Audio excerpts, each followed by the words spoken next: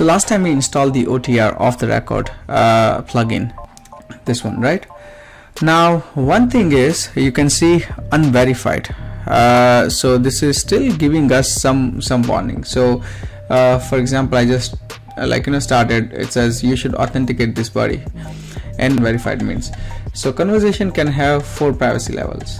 Not private, we already did this. So Alice and Bob are communicating with no cryptographic protection. They are not using OTR at all.